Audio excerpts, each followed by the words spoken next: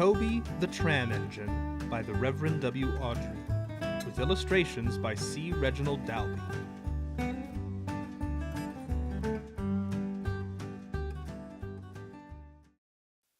Dirty Objects. Toby and Henrietta take the workmen to the quarry every morning. At the junction, they often meet James. Toby and Henrietta were shabby when they first came and needed new paint. James was very rude. "Ugh, what dirty objects," he would say. At last, Toby lost patience. "James," he asked, "why are you red?" "I am a splendid engine," answered James loftily. "Ready for anything. You never see my paint dirty."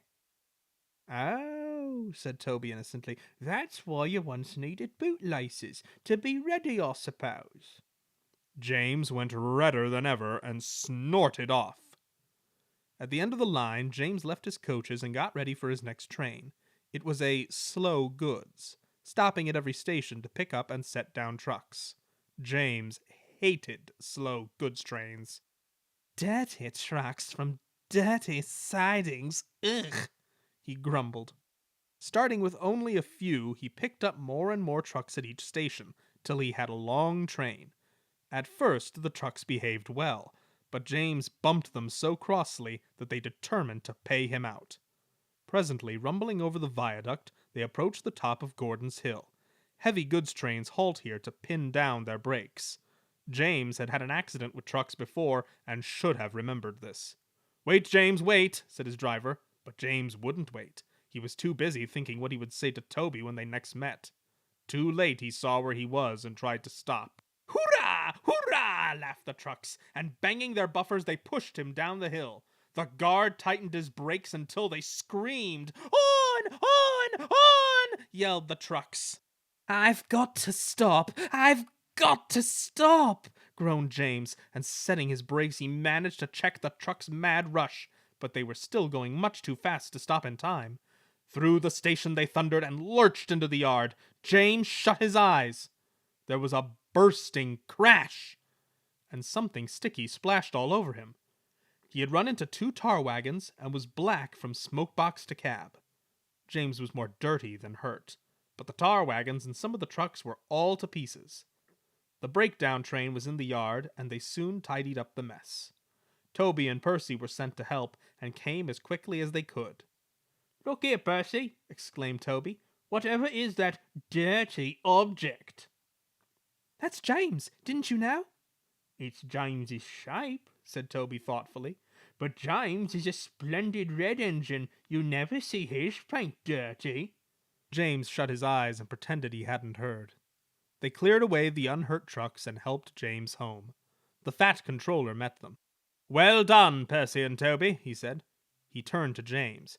"Fancy letting your trucks run away. I am surprised. You're not fit to be seen. You must be cleaned at once. Toby shall have a coat of paint. Chocolate and blue, I think." "Please, sir, can Henrietta have one too?" "Certainly, Toby," he smiled. "She shall have brown like Annie and Clarabel." "Oh, thank you, sir. She will be pleased." Toby ran home happily to tell her the news. Mrs. Kyndley's Christmas. It was nearly Christmas. Annie and Clarabel were packed full of people and parcels. Thomas was having very hard work. Come on," he puffed. "Oh, we're feeling so full," grumbled the coaches. Thomas looked at the hill ahead. Can I do it? He puffed anxiously. Suddenly he saw a handkerchief waving from a cottage window. He felt better at once.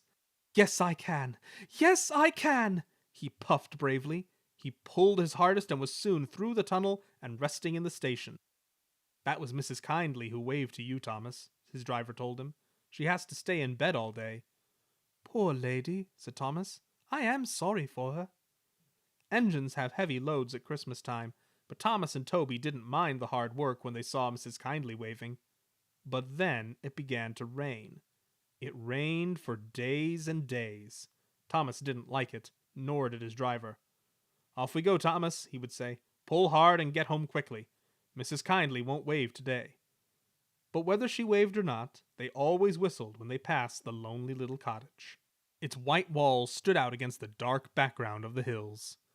"Hello," exclaimed Thomas's fireman one day. "Look at that." The driver came across the cab.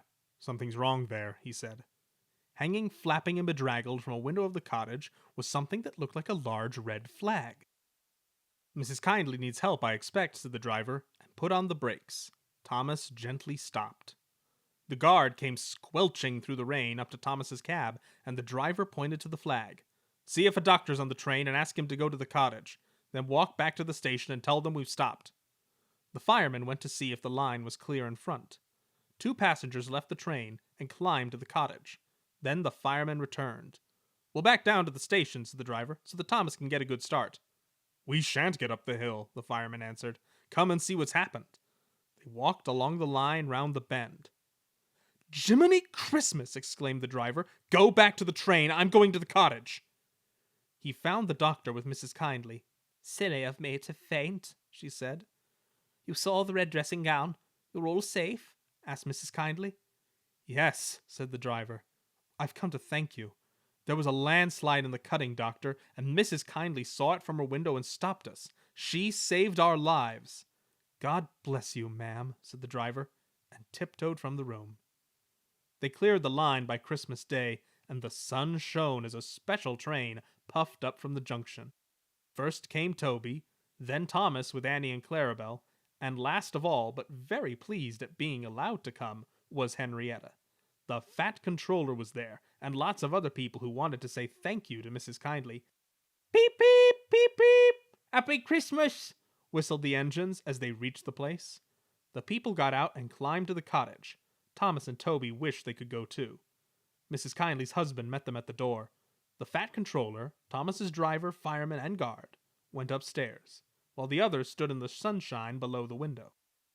The driver gave her a new dressing gown to replace the one spoilt by the rain.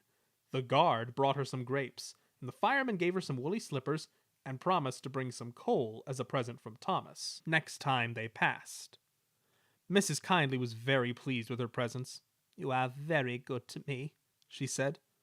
"The passengers and I," said the fat controller, "hope you'll accept these tickets for the South Coast, Mrs. Kyndley, and get really well in the sunshine. We cannot thank you enough for preventing that accident. I hope we have not tired you. Goodbye, and a happy Christmas." Then, going quietly downstairs, they joined the group outside the window and sang some carols before returning to the train. Mrs. Kyndley is now at Barnmouth, getting better every day, and Thomas and Toby are looking forward to the time when they can welcome her home. Merry Christmas, everyone.